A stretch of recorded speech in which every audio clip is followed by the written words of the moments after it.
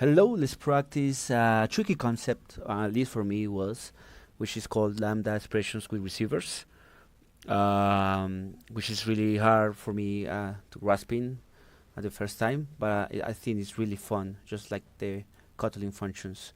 Well, never mind.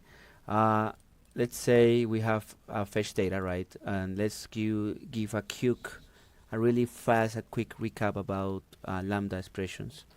So let's create like a function here.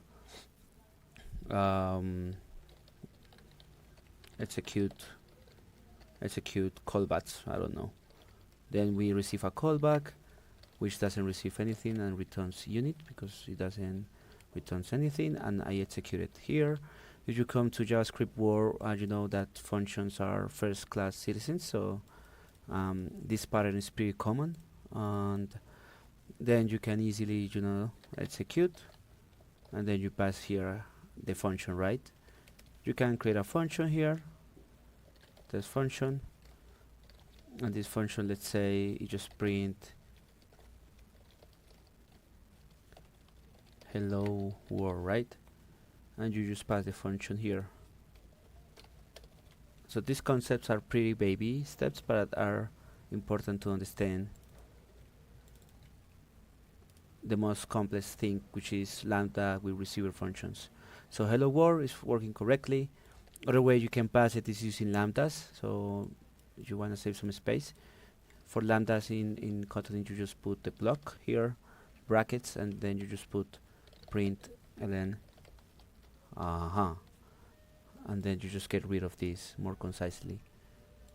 This is the same.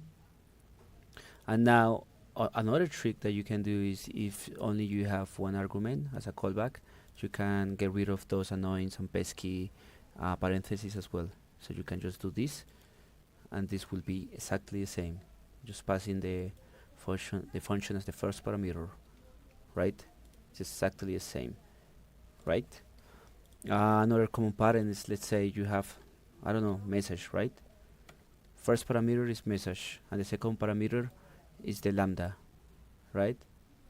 Lambda is not receiving here, so you can just do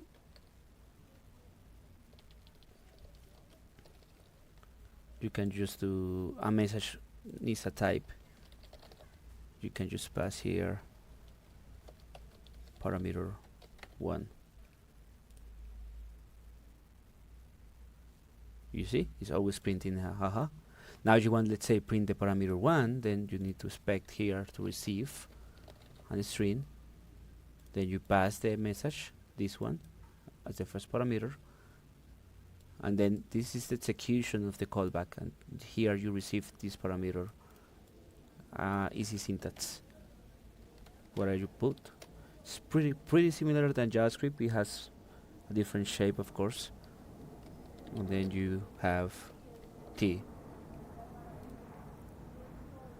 Now with this knowledge, you already are expert in basic, lack of redundancy, but you know what the hell are lambda and the structure.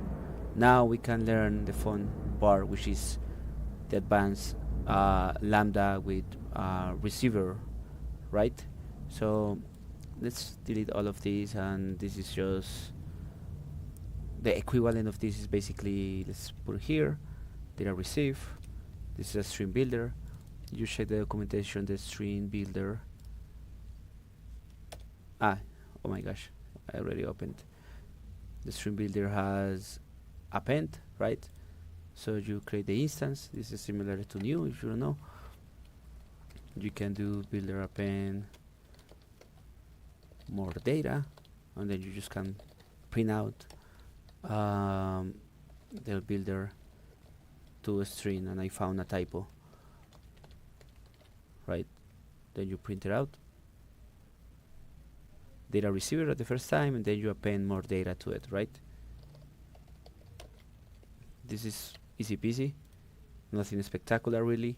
But if this gets bigger and bigger and you want to separate by context and scopes and all of that, this could be handy. The equivalence of this is fetch data is receiving a callback, so first parameter, so I don't need to put parentheses. I directly put here, And then because I extended this with dot after the class, and then I executed this, I will be able to execute all the methods of a string builder, like append and to string, like this, directly.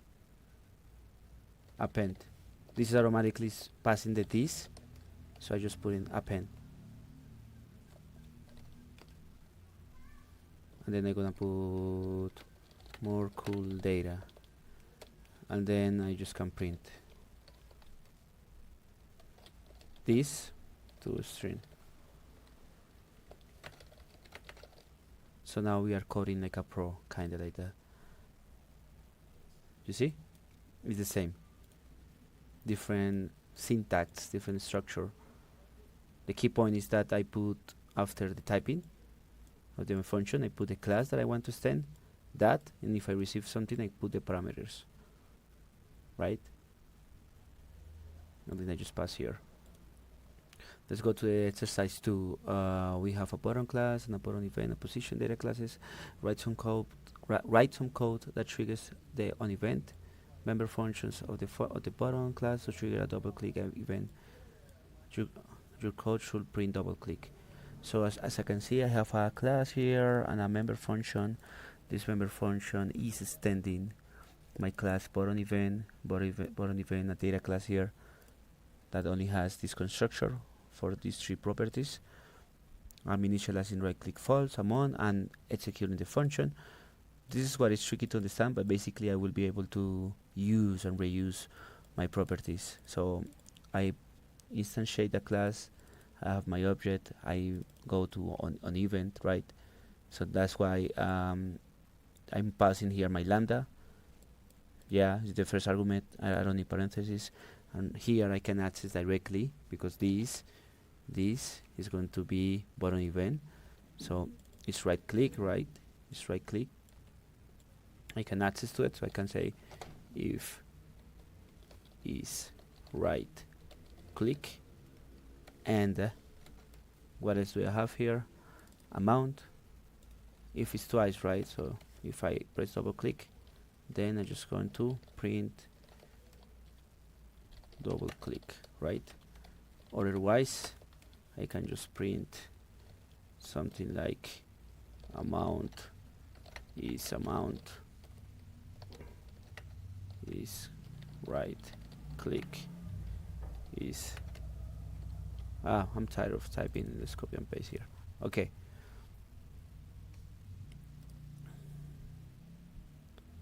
So amount is 2, right click is false, because when I instantiate I just pass false, right? I'm reusing once again all my properties and members of this. But let's say I want to abstract this, right? I can create here a member function,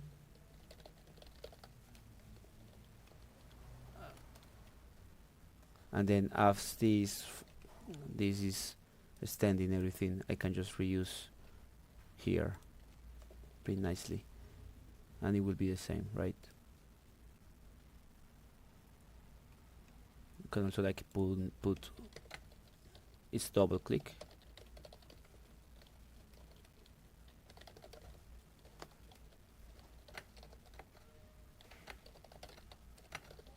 something stupid here. So I can also reuse it if the condition matches. I can start composing, and this is very good with DSL, which is encouraging and advocating Kotlin, which is domain specific language. So it's double click, and if I run it, I'm gonna have amount 2 is false, but in I put is right click true in the instance, then I can say hurrah, you did double click. As you can see, I can use all the function members and the properties of the class directly thanks to this event lambda receiver function. Let's go to the last exercise. Build this. As here I have no idea what the hell is that, but if you go, is the same. It's extending mutable list, right? So I can extend everything from mutable list, and mutable list has add method or function. So this is nice because I can use add, for example, directly here.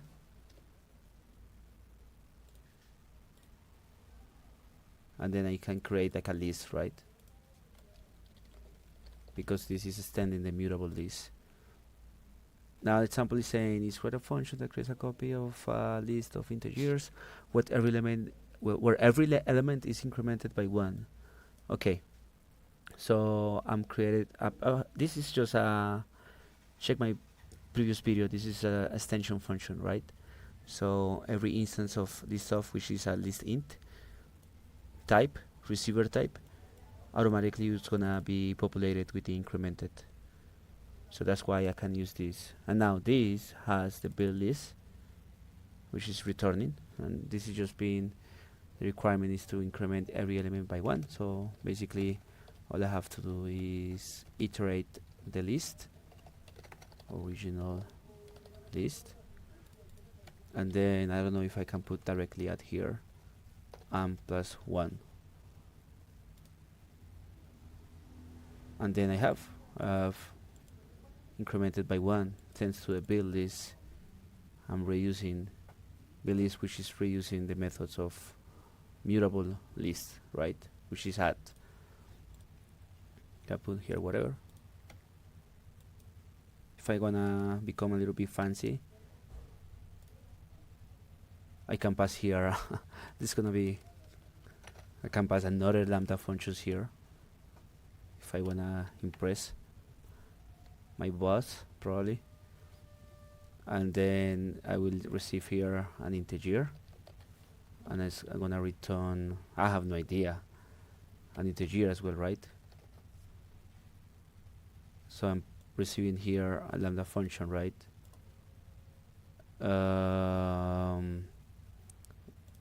No, never mind, because add that won't be populated here. I can just print.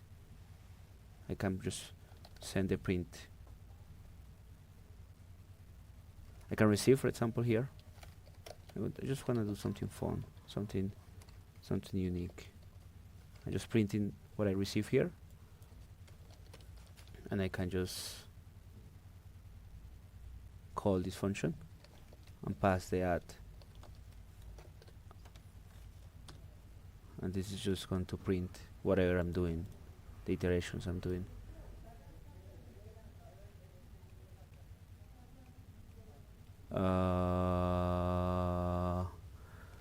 Oh gosh, passing an integer, probably, I don't know what. I'm passing a boolean.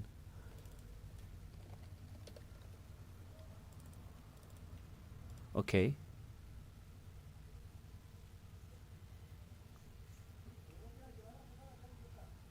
Actual type is unit, but boolean was expected type is match. First type is unit, but boolean.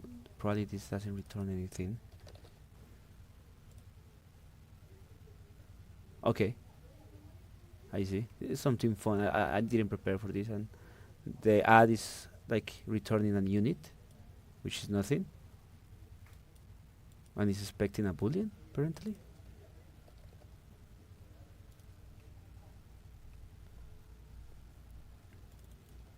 Yeah, this is something fun just to practice with the lambda functions.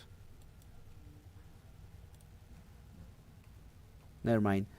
Yeah, that's pretty much it. This I thought that it was important to share, and for me also for learning. So I hope you enjoyed the video.